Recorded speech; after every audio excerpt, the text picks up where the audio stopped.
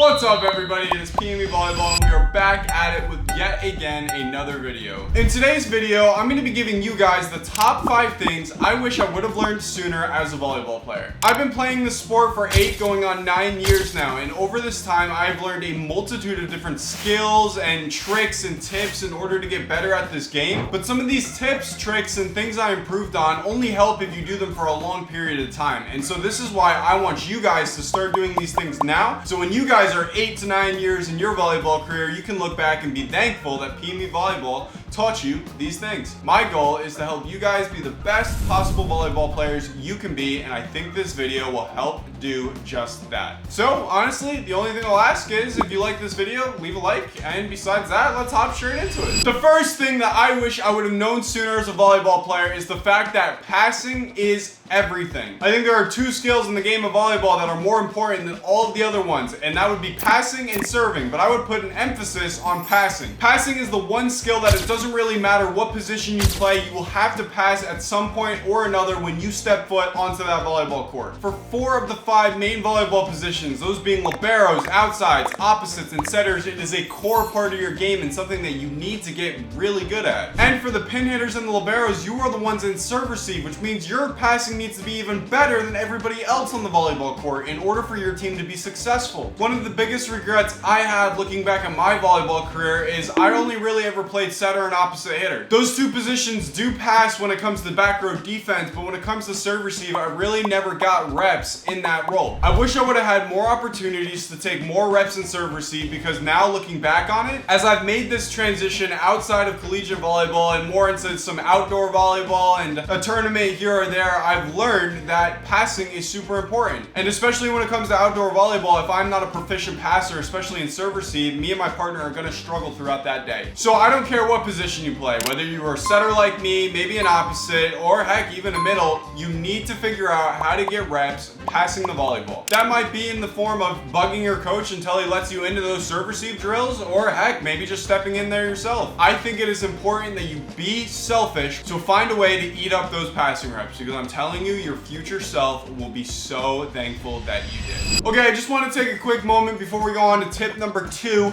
to thank the sponsor of today's video, which just so happens to be my friends over at Victory. But instead of talking about the Victory insoles, we are going to be talking about this brand new Victory Recovery Clog in this white and blue colorway, and might I say, guys, these things are so clean looking. The Victory Recovery Clog was designed with the Victory technology to help volleyball athletes recover quicker after their games and practices. As you can see from how they look, they are designed to be super breathable and super comfortable for your feet. As a volleyball content creator, I find myself playing a lot of volleyball, being in gyms, shooting volleyball content, working out a lot. And I'm so grateful for the Victory Recovery Clogs because they help me to feel at my best, whether it's after a workout I slip these things on, whether it's just after I played some outdoor volleyball, or heck, even after a content shoot. These are the things that I want on my feet. I highly recommend that instead of looking for new slides to wear after your volleyball practices and games, you check out the Victory Recovery Clogs. These things are legit. Plus, let's be honest, I just absolutely love the way they look. They killed it with this white and blue colorway. It is absolutely a beautiful thing to look at, and it looks even better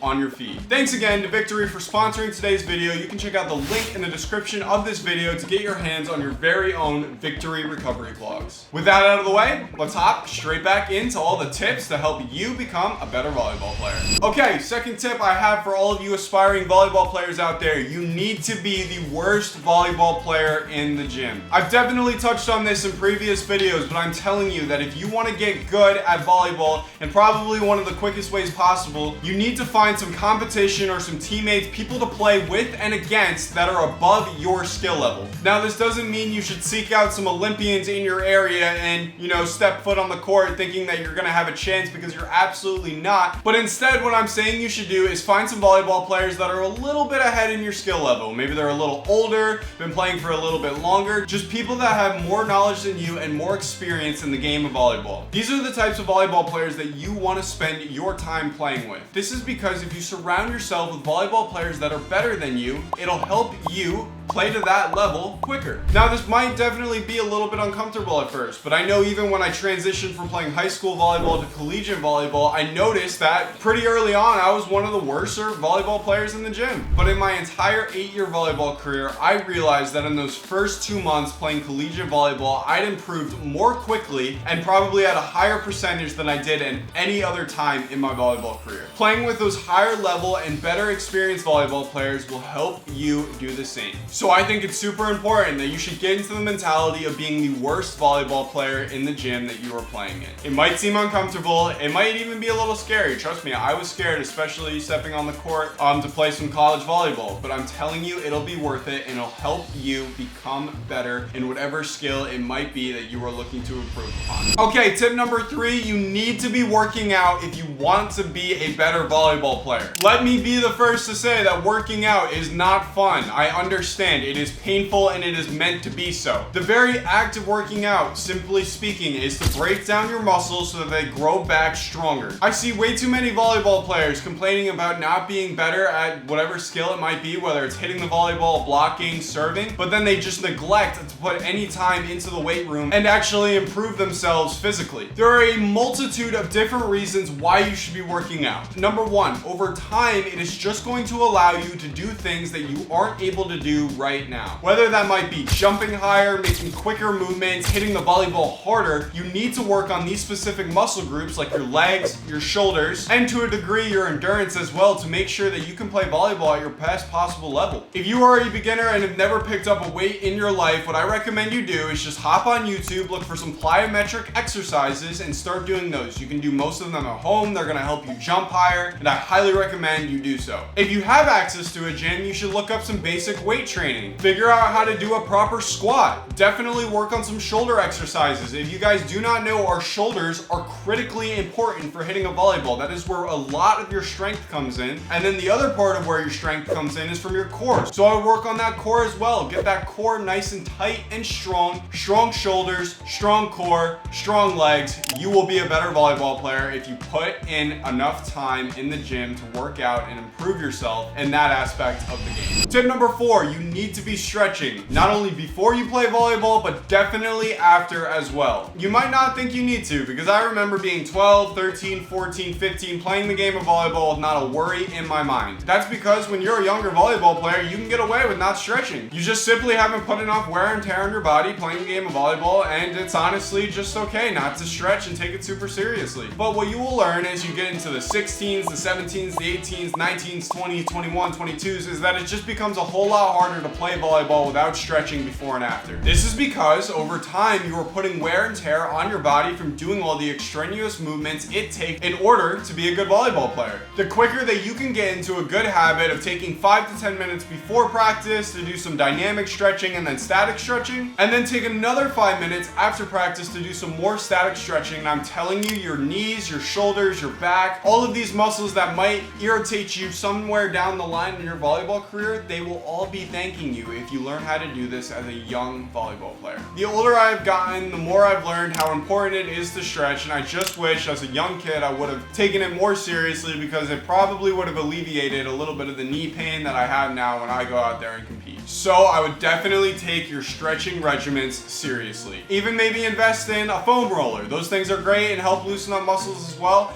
I love the lacrosse ball for a multitude of different reasons. You can get these types of things to help you with your stretching routines and keep you feeling at your best playing volleyball. Because that's what it's all about, and it is no fun at all to try and play volleyball with a lingering, nagging issue, whether it be a knee thing, a shoulder thing. It is no fun at all, and I would never wish it amongst anybody. And the reason why I'm mentioning it in this video is because I think if you do these small things now, in the long term, they will definitely pay off. Okay, and for the last tip I have for this video, let's take a look at the mental side of the game of volleyball. Guys, you are going to make mistakes. If you did not know already, if you haven't played enough volleyball yet, just know that the game of volleyball is entirely based around which team makes less mistakes. It's not which team scores more points. No, it is what team makes less mistakes. Because both teams are going to make mistakes. You are going to miss your serve. You are going to get blocked. You're going to hit a volleyball into the net. You are going to shank a free ball. You are going to do all of these things, especially early on in your volleyball career. Volleyball is so hard, and it is such a game of control, and especially Especially when you don't know how to control the volleyball properly, these things are just prone and bound to happen. The worst possible thing you could do to your entire volleyball career is focus on these mistakes after you make them. Do not let yourself get into your head or convince yourself that you aren't a good volleyball player because you maybe shanked a pass when you should have, or maybe you doubled on a set, or did something that you weren't supposed to do. Do not get in the mindset of hating on yourself because that thing had happened. The quicker you learn to forget that past mistake that might have just happened and focus your intention